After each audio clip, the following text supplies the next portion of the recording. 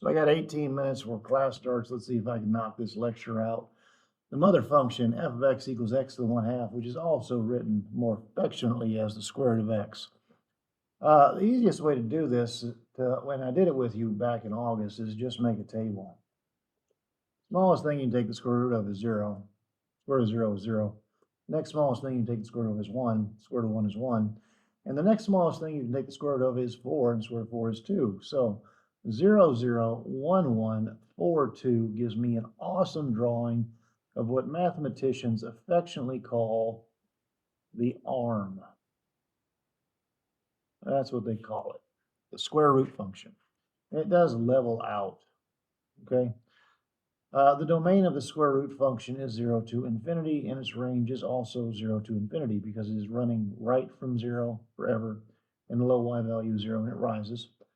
The form would be y equals a times x minus h to the 1/2, and we're going to use this form repetitively, okay? It doesn't matter what the function is, that's the form we use. A is your vertical stretch. There's always the initial slope. If negative, we have a vertical reflection. H is your horizontal shift or translation, or whatever you want to say. We'll just say translation. We use a big word. It's your horizontal translation. And it's always opposite of the sign. K is your vertical translation. And we trust the sign. All right, graph, -2, square roots of x minus 5 plus 2. All right. Minus 5 means right 5. Plus 2 is up 2. -2, there's a negative, vertical reflection. The 2 is also a vertical stretch. Now, we're going to graph mom real quick so you can see what's different here. This is mom. This is the square root of x.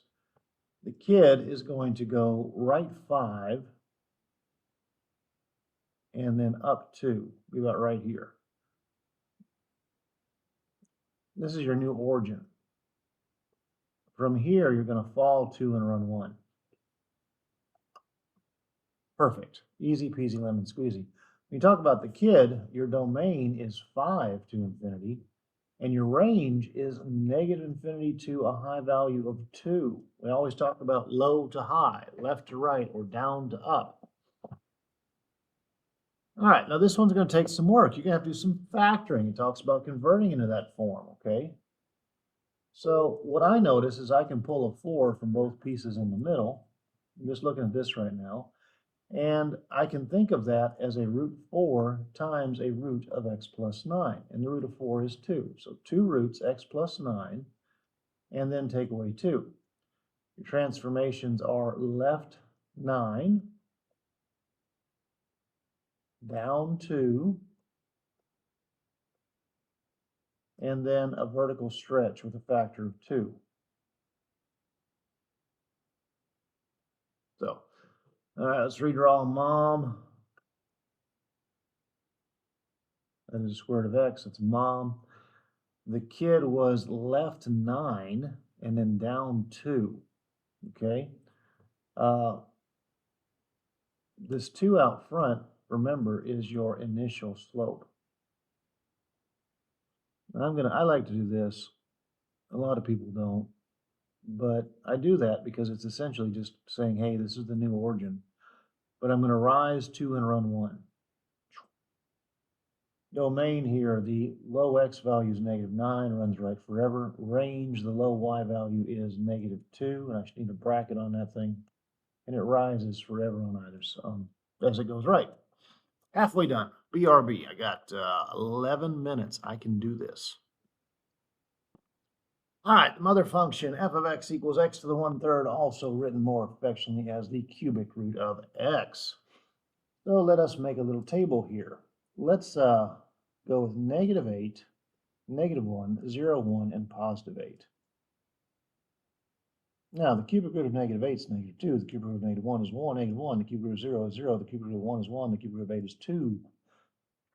So she contains negative 8, negative 2, negative 1, negative 1, 0, 0, 1, 1. And then she also contains 8, 2. And we've been here, done this, got the t-shirt, right? We've done this before. Her domain is going to be negative infinity to infinity, as is her range, because she is falling forever and rising forever and running left forever and running right forever. Graph this one. First, state the transformations, right? All right, so I've got a right 4, up 3, and then I have a vertical stretch. Let's graph mama. Well, no, she'll get in the way here. We're going to go right 4, up 3, put me about right there, and the slope is 2. So instead of rising 1 and running 1, I rise 2 and run 1, both ways. You know, your homework says to graph mama, so let's graph mama. This is f of x. Mama would look like this. And that's the cubic root of x.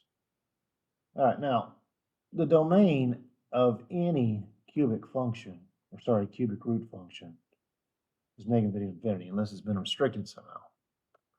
Moving forward, graph this thing by converting to y equals a times x minus h. So we're going to have to do a little more work here. I'm going to focus on this piece right here, right now.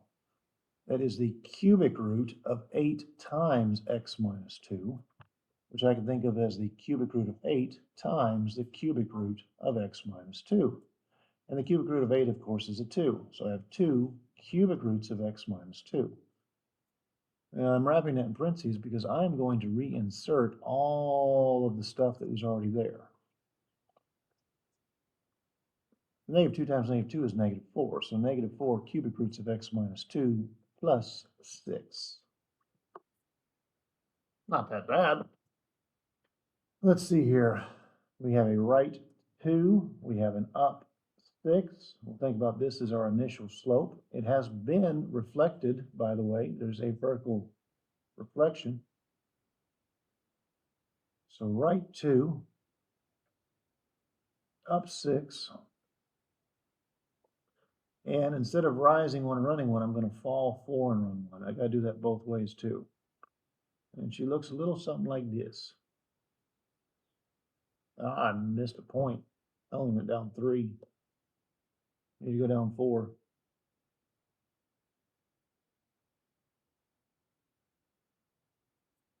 There you go. Domain is negative infinity to positive infinity, such forth. So is range. Interpret a radical function. Looking out to the sea, the visibility in miles from a certain spot on the cliff can be calculated using the function d, I don't know why they did d, equals 1, I guess for distance, equals the square root of 1.5x, where x is the height in feet above sea level. Sasha walks through elevations ranging from 5 to 40 feet above sea level. What are the minimum and maximum distances that she can see? That doesn't seem like a hard problem. The structure here says think about the shape of the radical function's graph, okay? This is a square root function. It goes up, right? Right? So, you know, the idea here is we can think about finding values at 5 and 40. So let's find that. Let's find the distance when we plug in a 5. The square root of 1.5 times 5, which is the square root of 7.5, which we'll have to evaluate. And we'll find the distance from the height above sea level is 40. It's the square root of 1.5 times 40. And that's going to be the square root of 60. Now, to the average person, those things mean nothing. They don't mean a whole lot to me, to be honest with you. But the square root of 7.5 should be between 2 and 3. And by God, it is. It's 2.74 roughly. So 2.74 miles. I think that's in miles, right? In miles.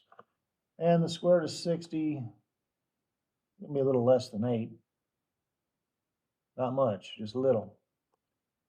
7.75 miles. And that answers the question because they said what is the minimum and maximum distances that you can see.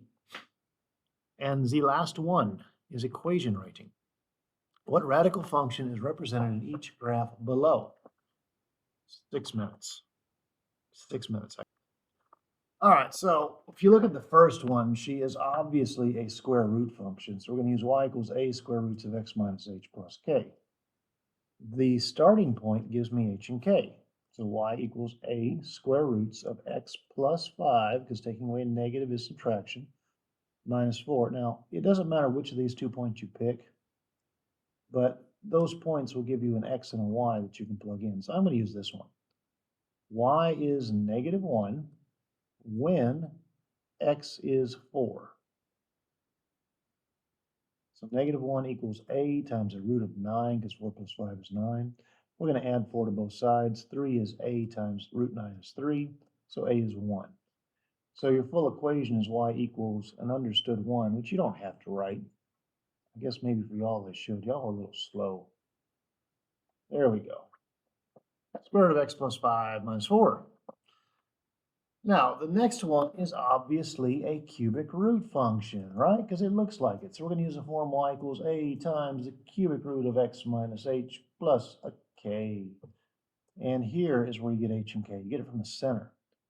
So y equals a times the cubic root, I almost said square root, sorry, of x minus 0. That's sweet. I'm glad it worked out that way. And then minus 2. All right, now I need another point. I'm just going to use this guy right here, 2, 0. Everywhere I see a y, I'm going to be a 0. Everywhere I see an x, I'm going to be a 2. Now, 2 minus 0 is, that's not a good point.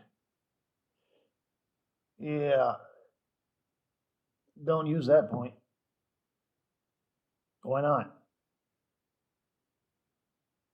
Well, for one, you're going to struggle here. The cubic root of 2 is not a pretty number. And I honestly doubt, well, we're using it. They didn't give us any good numbers. Bummer. And then minus 2. I'm going to add 2 to both sides. 2 is a times the cubic root of 2. We're going to divide by the cubic root of 2.